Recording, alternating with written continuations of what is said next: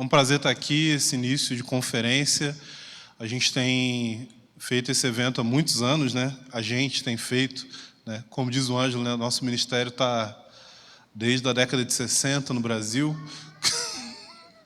mas nas nossas vidas não. Antigamente a gente chamava isso aqui do encontro de jovens, né? Aí, obviamente, vocês percebem por que a gente mudou o nome. Quando começou, a maioria aqui não tinha qualquer sinal de calvície e muitos quilos a menos. Mas a gente tem tentado, com esses encontros aqui, sempre trazer temas que têm a ver com aquilo que a igreja está passando. Porque quando esse encontro começou, quando essa conferência começou a ser feita, ela tinha um objetivo bem específico em mente, que era ajudar a preparar pessoas para aquilo que Deus quer fazer no Brasil, no que diz respeito a preparar a igreja para a volta de Jesus.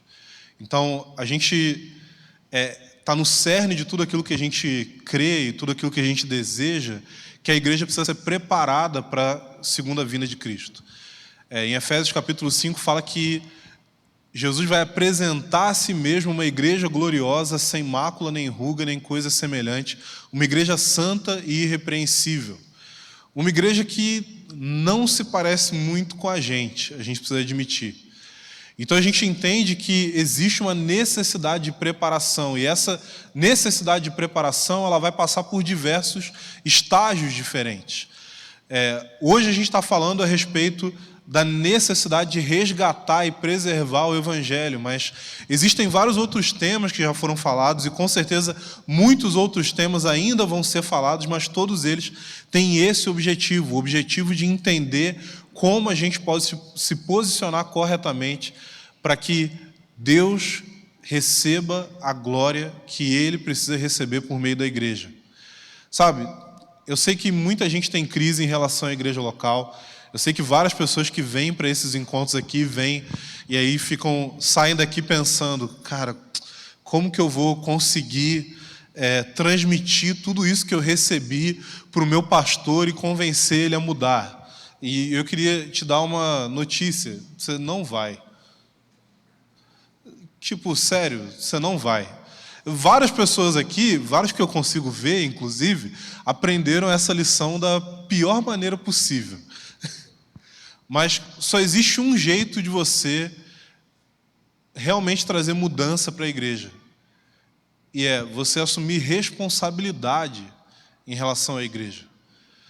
Você entender que a jornada para você trazer impacto para a igreja local é você se tornar uma pessoa que é responsável e que se torna exemplo dentro da igreja local. Basicamente, se hoje você olha para o seu pastor e você critica ele por tantas coisas que você discorda ou pensa que você faria diferente, a melhor coisa que você tem para fazer é se torne um pastor. E aí você vai ter vários jovens na sua igreja que vão criticar você igual você critica o seu pastor hoje. E aí todo mundo vai ficar feliz. Vem. Vamos tentar fazer esse negócio. E aí você vai ficar frustrado, você vai ficar com raiva. E o seu pastor hoje, talvez nessa época, ele vai estar velhinho. Talvez ele vai estar até aposentado. E ele vai olhar para você com um sorriso de alegria e vai pensar, se ferrou. Então, a gente precisa assumir essa posição de falar assim, cara, eu preciso fazer alguma coisa. É aquele negócio, você quer mudar o mundo? Arruma a tua cama. Dá um jeito na tua casa primeiro. E quando a gente fala sobre esse assunto da necessidade de preservar o Evangelho diante de tantos ataques que ele tem sofrido, a gente precisa entender que isso tem a ver com a nossa vida. Isso tem a ver com a forma como nós vivemos, como nós entendemos o Evangelho, apresentamos o Evangelho e representamos o Evangelho por meio da nossa vida. Então, o título da minha mensagem é Desgraça. E por que é desgraça? Porque a gente tem visto cada vez mais a mensagem do Evangelho ser despida do seu verdadeiro significado. A gente tem visto a mensagem do Evangelho ser totalmente destruída, e eu prometo que eu não vou continuar fazendo isso, mas a gente tem visto o Evangelho ser despido da graça, porque a graça que tem sido pregada não é a verdadeira graça de Deus. E eu quero deixar claro que a gente não está querendo dizer aqui que qualquer pessoa que prega algumas das coisas que nós vamos criticar aqui são hereges, são pessoas que têm que ser... Sabe, quando o Fábio falou de gritar com as pessoas, não é no sentido de você, assim, tentar desfazer qualquer tipo de comunhão com pessoas que pregam uma mensagem que você acredita que é errada. Por quê? Porque todos nós pregamos alguma coisa errada em algum momento da nossa jornada. Olha a comunhão que a gente tem com o Fábio. O tanto que a gente brigou e discutiu ao longo desses anos, mas isso daí não queria dizer que o fato da gente discordar, da gente falar assim, cara, você está errado nisso daqui, você não deveria pregar isso, você não deveria falar isso assim, isso não desfaz o fato de que nós somos irmãos. A gente não está aqui tentando fazer uma apologia à divisão da igreja. O que a gente está falando aqui é que a gente precisa ter zelo pelo Evangelho. E se alguém vai dividir, se alguém vai cortar relacionamento comigo, porque eu estou falando para ele que ele está pregando alguma coisa errada, cara, o problema está do lado dele. Porque eu não vou quebrar relacionamento ou quebrar aliança com alguém simplesmente porque a pessoa prega uma coisa que eu discordo, a não ser que essa pessoa seja verdadeiramente um herege. E a gente precisa aprender qual é o real significado dessa palavra.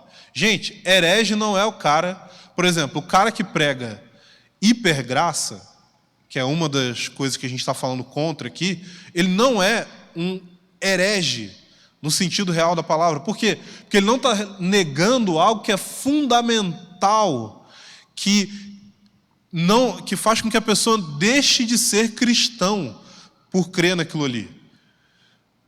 E às vezes a gente vai ter que perseverar em relacionamento com pessoas que creem em coisas que a gente considera que faz com que elas deixem de ser cristãs. Por quê? Porque às vezes ela não está entendendo do que ela está falando. A gente teve experiências com irmãos, que eu não vou citar os nomes aqui,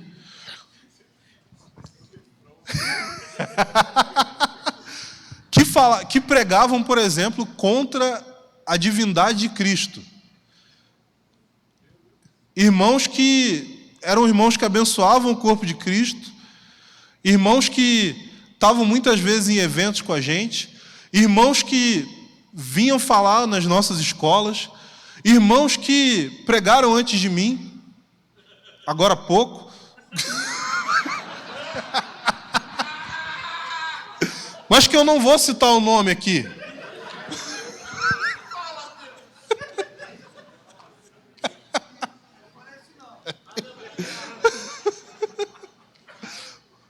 Mas a questão é que eu só quero deixar claro para vocês o seguinte: o que a gente está advogando aqui não é que você se torne mais uma daquelas pessoas chatas da internet que quer arrumar briga na página do Facebook dos outros. Você quer arruma briga na sua página do Facebook. Você quer, assim, não xinga os outros de herege se você nem sabe o que é heresia. Não vai tentar fazer uma coisa na internet que vai muito além do escopo de autoridade que você tem na vida real. Assim, não constrói a sua identidade baseada na sua conta do Twitter. Vai fazer alguma coisa relevante na igreja local primeiro. Vai estudar e ler um livro ao invés de fazer a sua teologia baseada em vídeos de 5 minutos no YouTube.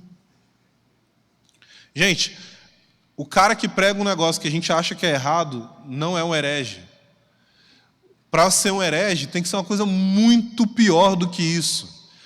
Pensa assim, o cara tem que estudar muito para ser um herege. Ou ele tem que fazer um negócio muito bizarro. Pensa assim, pensa em Henri Cristo, tá ligado? Assim, vamos combinar que se tá o Henrique Cristo, tá liberado.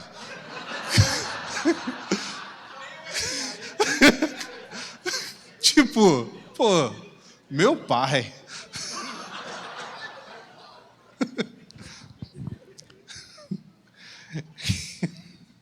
Então, você está com sua Bíblia aí, vamos abrir em Judas,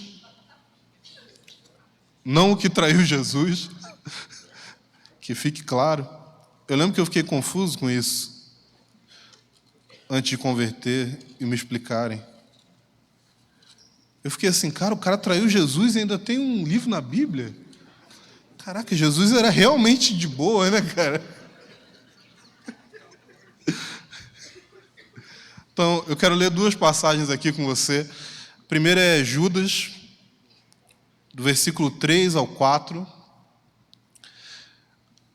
Ok? Todo mundo achou aí? Amados, enquanto me empenhava para vos escrever acerca da salvação que nos é comum, senti a necessidade de vos escrever, exortando-vos a lutar pela fé entregue aos santos de uma vez por todas. Porque certos homens se infiltraram entre vós, sem que fossem notados. Desde há muito tempo eles estavam destinados para o juízo. São homens ímpios que mudam a graça de nosso Deus em libertinagem e negam o nosso único, soberano e Senhor, Jesus Cristo. Agora vamos para Tito, capítulo 2. Tito, capítulo 2, versículo 11 ao 14. Porque a graça de Deus se manifestou, trazendo salvação a todos os homens, e ensinando-nos, para que, renunciando à impiedade e às paixões mundanas, vivamos neste mundo, de maneira sóbria, justa e piedosa, aguardando a bendita esperança e o aparecimento da glória do nosso grande Deus e Salvador, Jesus Cristo, que se entregou a si mesmo por nós, para nos remir de toda maldade e purificar para si mesmo um povo todo seu.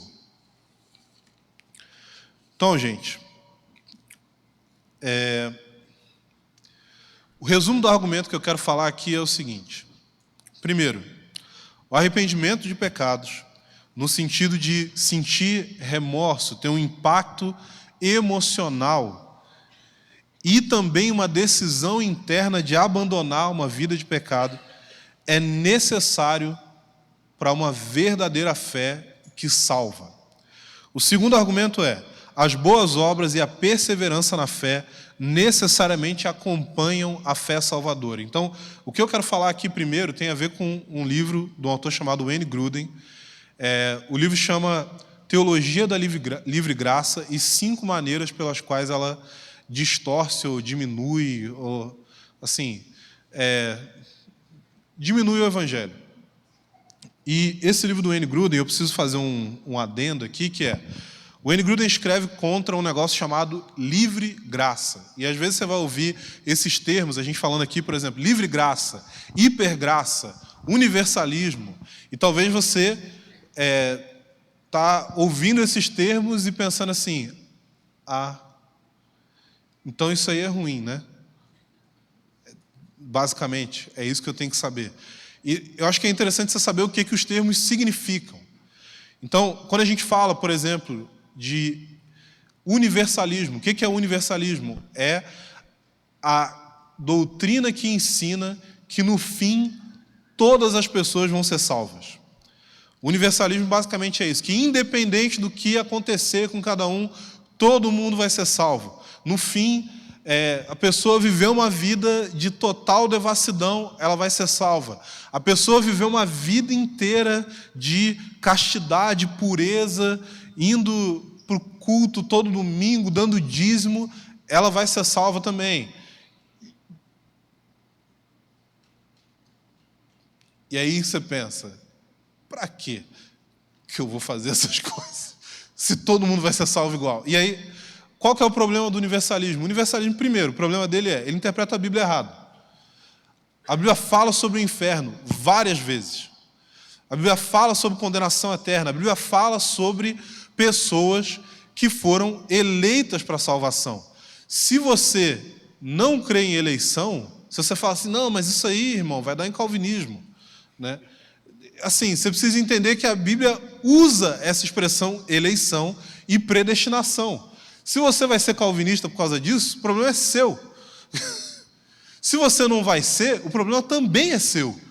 Porque aí você vai precisar entender como não ser tendo essas palavras na Bíblia. E dá para não ser, mesmo tendo essas palavras na Bíblia. Eu só não vou te dizer como agora, porque a gente não tem tempo. E eu também quero almoçar.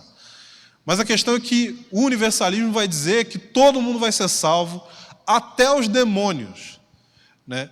O que seria uma boa notícia para um amigo meu que ficou profundamente decepcionado quando ele descobriu que não tinha como Satanás ser salvo. Porque desde o momento da conversão dele, ele estava orando pela vida de Satanás. É sério. É sério. Esse nome pode? Chama Júlio. Você está ligado quem é? Ele estava orando por Satanás. Olha que pessoa piedosa. Então, o universalismo é essa doutrina que diz que todos vão ser salvos. O Fábio está ali tendo crise quando ele descobriu que ele conhece o cara. E o que a gente quer dizer com hipergraça, por exemplo? Hipergraça é uma doutrina que tem circulado muito, principalmente em ambientes pentecostais e carismáticos, ou seja, ambientes que creem nos dons e que têm uma prática de mover do Espírito Santo e tudo mais. E o termo livre graça é como se fosse é um movimento que se assemelha muito com as doutrinas da hipergraça, só que é um movimento um pouco mais teológico. Então, o que esses dois movimentos vão dizer? Tanto o movimento da livre graça quanto o movimento da hipergraça, eles vão afirmar que quando os reformadores, na Reforma Protestante, quando eles disseram que a salvação ela acontece somente pela fé, eles vão interpretar esse somente pela fé como se fé significasse simplesmente uma aceitação mental da doutrina. Ou seja, você ter fé é simplesmente você olhar para a doutrina, você olhar para o Evangelho, você olhar para o que a Bíblia fala a respeito de Jesus e você falar, eu acredito nisso, eu concordo com isso. E basicamente, os pregadores da hipergraça e os pregadores da livre graça vão dizer que uma vez que a pessoa concorda com isso, ela é salva. E não tem como ela perder essa salvação. Por quê? Porque uma vez que Jesus pagou o preço pelos seus pecados, você não tem como mais cair da graça. Porque a graça de Deus, ela implica no fato de que se você simplesmente acredita naquilo ali, você está salvo. Você não precisa de arrependimento dos seus pecados, ainda que esses pregadores vão dizer que arrependimento dos pecados é uma coisa boa, é uma coisa que eles acreditam que a Bíblia incentiva, mas não é necessário para a salvação. E aí a gente tem um problema. Por quê? Porque se você disser que boas obras, arrependimento, abandonar o pecado são coisas necessárias para a salvação, você também está errado. E aí você se vê encurralado. Você fala assim, mas eu não posso dizer nem que é necessário e nem que não é necessário. O que eu faço? Vou para o universalismo, está mais simples, está mais fácil de entender. Mas, basicamente, o que os reformadores de fato disseram, e quando os pregadores da livre graça e da hipergraça vão falar sobre o pensamento da reforma, eles estão equivocados, porque os reformadores disseram que a graça, ou seja, a fé na graça de Deus, ela é uma fé que nos justifica sozinha. Ou seja, quando você crê no Evangelho, quando você deposita a sua confiança em Cristo, você não precisa de nenhuma outra coisa para ser justificado. Você não precisa de nenhuma outra coisa para que Deus perdoe os seus pecados e te receba como um filho. Mas eles iam dizer também que a fé que sozinha nos justifica, ela não permanece sozinha. E o que quer dizer que essa fé não permanece sozinha? Quer dizer que a fé que nos justifica sozinha, ela é a fé que uma vez estando em nós, ela produz boas obras. Ou seja, as boas obras não são um requisito para a salvação. Mas uma vez que nós depositamos a confiança em Cristo, essas boas obras são o fruto natural da salvação. Beleza, gente? Vocês estão aqui? Estão aqui? Estão entendendo? Então, qual que é a diferença entre a pregação do verdadeiro evangelho, da verdadeira graça de Deus, e uma pregação distorcida dessa graça de Deus? É que a pregação do evangelho verdadeiro diz que você crê em Cristo, você deposita a sua confiança nele, e isso é suficiente para que você seja justificado, para que você receba perdão dos pecados, para que você seja recebido na família de Deus. Mas uma vez que você é recebido, boas obras vão fluir naturalmente da sua vida, como um fruto da salvação e não como algo necessário para a salvação. Então, por isso que os dois argumentos principais aqui que eu estou apresentando são o arrependimento dos pecados, no sentido tanto do impacto emocional, quanto da decisão de abandonar o pecado. São coisas necessárias quando a gente fala de uma fé salvadora. Ou seja, como diz Tiago na sua epístola, uma fé sem obras é uma fé morta. Se você tem fé, mas você não tem obras, isso significa que a sua fé não tem vida o suficiente para ser comprovada como sendo uma fé verdadeira. Mas se você tem fé verdadeira, essa fé verdadeira, ela vai começar a produzir coisas no seu coração que vão se traduzir em boas obras. Você vai experimentar arrependimento e você vai também viver esse arrependimento. E outra coisa é que as boas obras e a perseverança são necessárias para a fé salvadora. Ou seja, se você crê no evangelho só de maneira mental, mas isso não é traduzido como algo que transforma a sua vida, isso significa que essa sua crença mental não é suficiente para livrar você do inferno. E aí o Wayne Grudem ele vai apresentar 5 preocupações que ele tem em relação ao evangelho da livre graça. Essas preocupações são que a atual mensagem da graça não ensina a justificação pela fé de acordo com a reforma protestante, como eu já falei aqui para vocês. A segunda preocupação é que a atual pregação da graça enfraquece a mensagem do evangelho ao evitar exortar os incrédulos a se arrependerem de seus pecados. Ou seja, quando você vai falar que você está pregando a graça de Deus, muitas vezes as pessoas são tentadas a falar o seguinte: não, eu estou pregando a graça de Deus, o que significa que a graça de Deus não se preocupa com o pecado. O pecado não é um assunto que eu vou tocar aqui. Eu não vou falar a respeito de arrependimento, eu não vou falar a respeito de abandonar o pecado. Por quê? Porque a graça de Deus ela não se importa com isso, porque a graça de Deus ela vai naturalmente fazer com que a pessoa viva uma vida santa. Então, mas a graça de Deus vai fazer com que a pessoa naturalmente viva uma vida santa através de pregar o arrependimento. São coisas muito assim. Eu acredito que esse movimento todo de hipergraça, de livre graça, ele sofre do mesmo problema que nós enfrentamos quando nós vamos pregar o evangelho para pessoas que estão muito submersas dentro da cultura atual. As pessoas vão chegar para você e vão falar assim: não, eu creio em Jesus, Jesus pregou uma mensagem de amor. E aí a pessoa vai começar a falar a respeito de uma mensagem de amor que não é definida pelo que a Bíblia chama de amor, mas é definida por aquilo que essa pessoa acredita ser amor.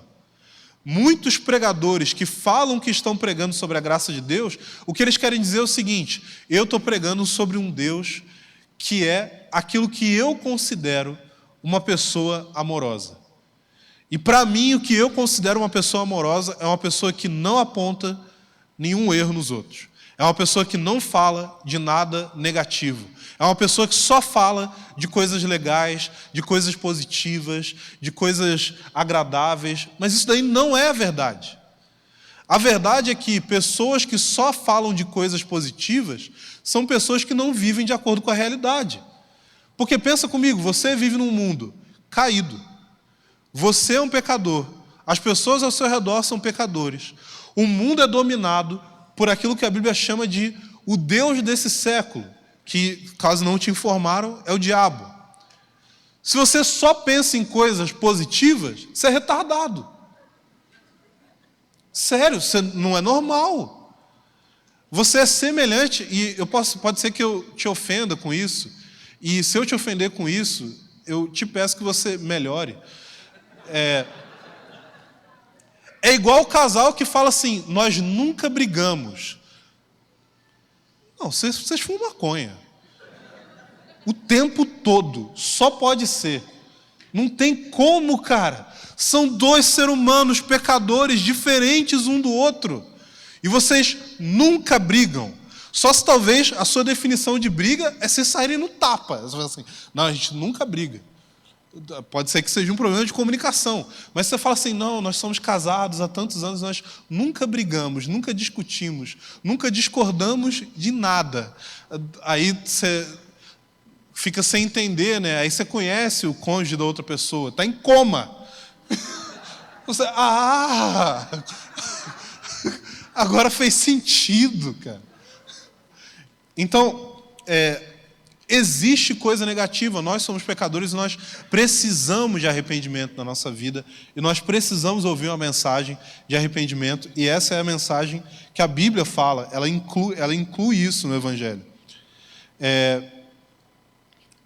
Bom, o próximo ponto é, o que se prega sobre a graça oferece uma falsa certeza da vida eterna a muitas pessoas que confessam sua fé em Cristo, mas não demonstram evidência alguma da sua fé. Gente, isso é um assunto seríssimo. Por quê? Porque tem muita igreja que não prega o Evangelho.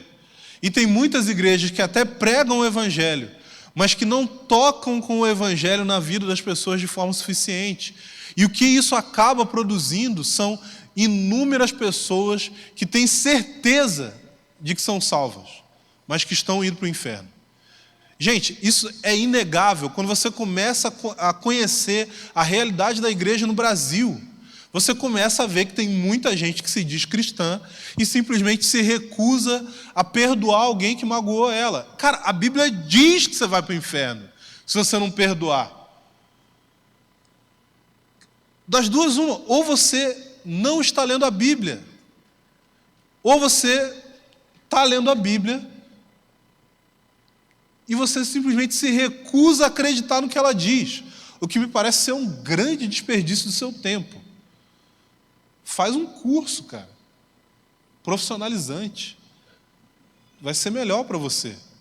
Mas a Bíblia diz claramente, se você vive uma vida de pecado, você é do diabo.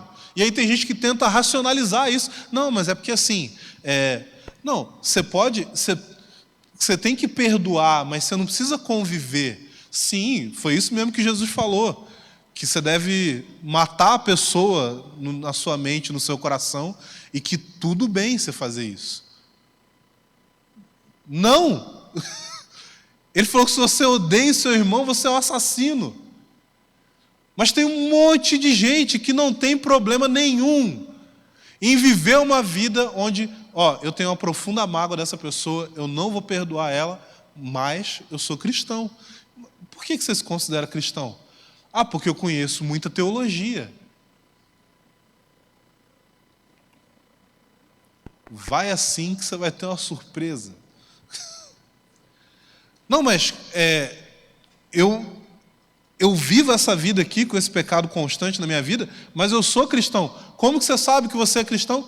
Não, porque eu tenho dom profético, eu estou profetizando para todo mundo. Foi isso aí que Jesus falou. Que se você profetiza, é para você ficar tranquilo, que com certeza você é salvo. Exatamente isso que Jesus disse. Para quem não sabe, isso chama ironia. Porque Jesus disse claramente, o cara vai chegar, mas Jesus, a gente profetizou, a gente curou, a gente fez isso, fez aquilo, um monte de milagre. E Jesus vai falar, cara, eu não te conheço. Tipo, prazer, Jesus. Vai para o inferno. Talvez vai ser um pouco diferente disso, mas você entende o ponto aqui, né? A graça barata, ela leva os seus adeptos a enfatizar demasiadamente um componente que é necessário à fé genuína. Que componente é esse? A aceitação mental da doutrina do Evangelho. Mas ela nega outro ponto que é fundamental. Uma confiança na pessoa viva de Cristo. Se a sua fé é só mental, mas você não experimenta um relacionamento com Jesus. E pode ser que você, quando eu falo isso, está pensando assim, mas o que é? esse relacionamento com Jesus? Então, se você não sabe, você não tem. Né? Pode ser que você esteja equivocado e você acha que ter um relacionamento com Jesus é Jesus aparecer todo dia para tomar café da manhã com você e os anjos servirem a mesa. Não é isso. Eu estou falando de uma conexão do seu coração com a pessoa de Cristo. Eu estou falando de você conhecer Ele como alguém real. Eu estou falando de você ter o Espírito Santo testificando no seu coração de que você é filho de Deus. E se alguém não tem isso, essa pessoa não é salva. Mas se alguém deseja isso, Deus prometeu que essa pessoa será salva. Por quê? Porque a Bíblia diz claramente para nós que se nós somos maus e sabemos dar boas coisas aos nossos filhos, muito mais Deus vai dar o Espírito Santo àqueles que o pedirem. Então a Bíblia promete para nós que se nós desejamos um relacionamento com Deus, nos arrependemos de nossos pecados e depositamos a nossa confiança em Cristo, Ele vai vir para nos salvar. Mas se você não tem isso significa que Ele não te salvou. E o Ângelo falou aqui um pouco sobre isso. Tem gente que tem uma ênfase extremamente forte na teologia. E isso é super importante. Mas tem gente que tem uma ênfase extremamente forte na experiência. E isso também é muito importante. Mas a verdade é que o que a Bíblia diz para nós é que se você tem muita teologia e você não tem experiência, você não é salvo. E se você tem pouca teologia e você tem uma experiência real com a pessoa de Cristo, você é salvo. Então a gente precisa situar essas duas coisas. A gente precisa entender que estudar é muito importante, mas estudar não substitui uma pessoa chamada Jesus. Porque Ele é uma pessoa e Ele é real. E nós fomos chamados para termos um relacionamento com Ele, e isso é o que significa verdadeira salvação.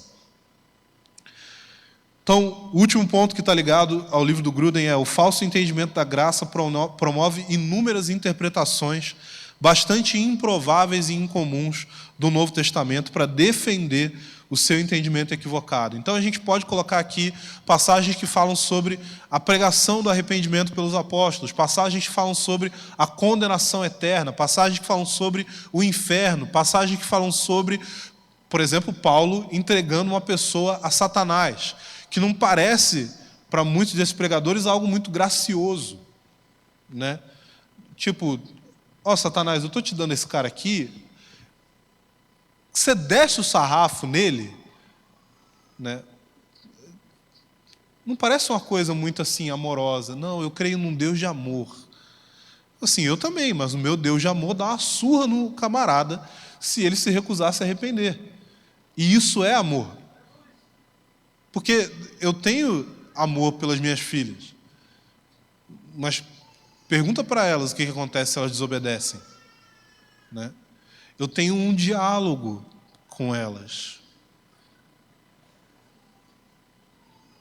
Eu explico para uma criança de 3 anos de idade como ela vai me magoar se ela desobedecer, né? Se você faz isso com seus filhos, eu queria te dizer só uma coisa: não dá certo. Tipo, vai dar muito errado. Por favor, poupe a sociedade e arruma um chinelo para calçar. Você viu que eu fiz isso de uma forma que ninguém pode me processar. E eu queria finalizar, gente, falando sobre... A gente leu aquelas 2 passagens,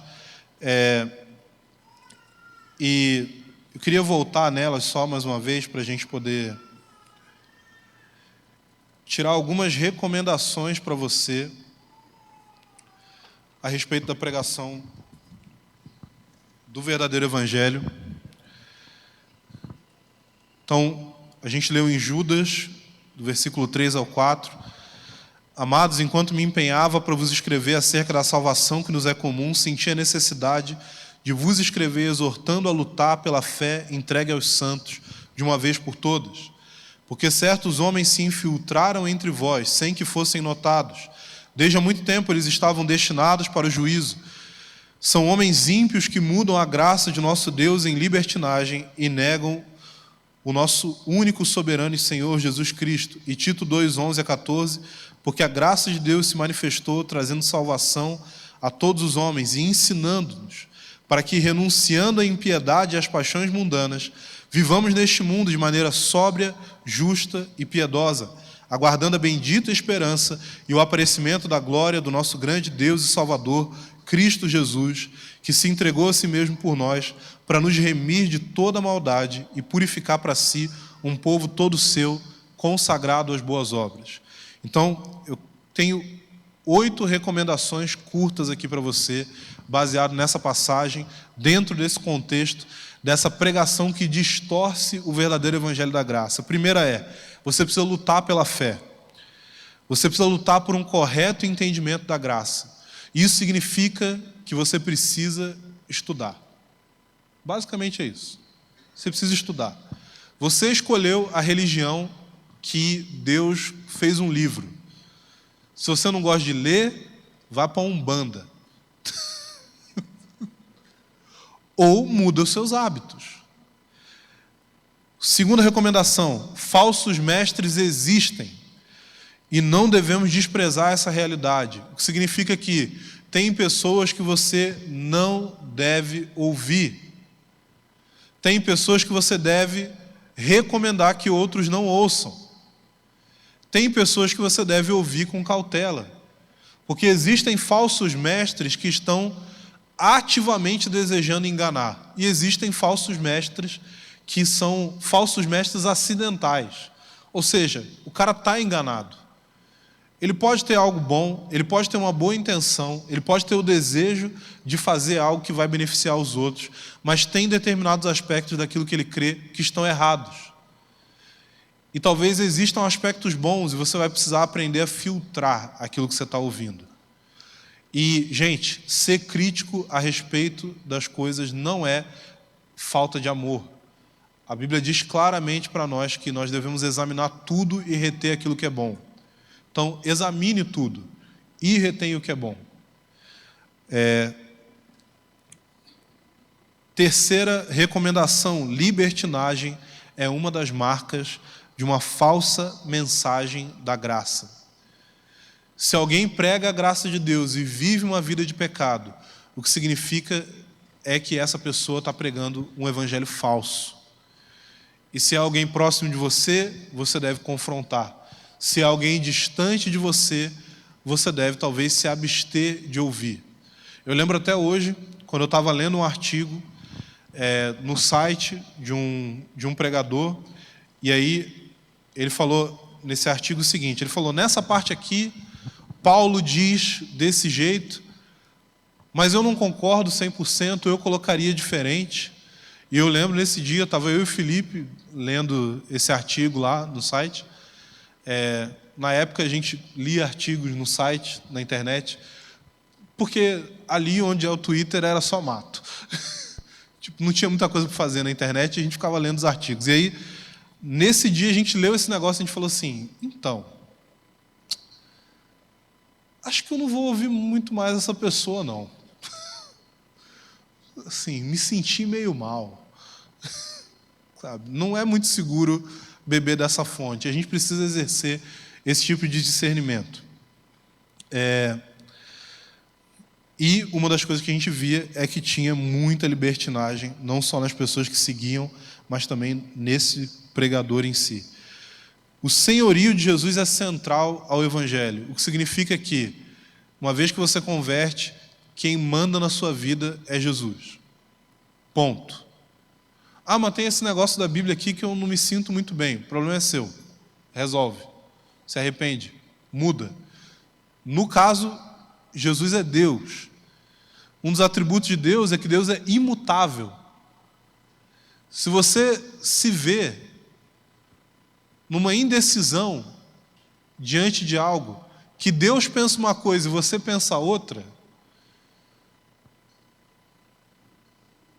só tem um lugar para você ir. Tem dois, na verdade. Você pode se arrepender, ou você pode fazer como eu falei agora há pouco, ir para a Umbanda.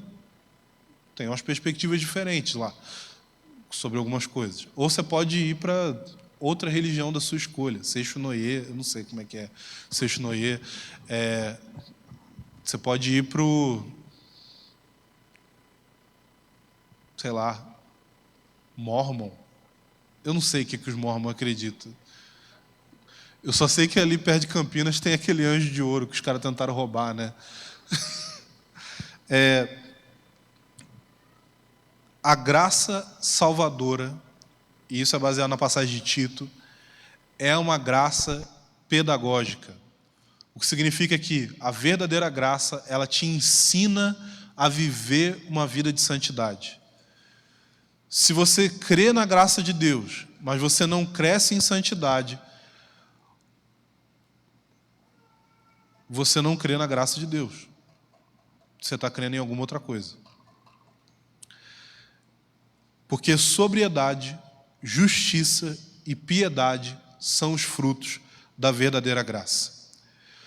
Penúltimo ponto é: bendita esperança é o alvo da operação da graça, o que significa que o Evangelho não é verdadeiramente o Evangelho sem o seu aspecto escatológico. Se a volta de Jesus não é um aspecto grande da nossa fé, a gente está lidando com um Evangelho que ele está faltando um pedaço considerável dele.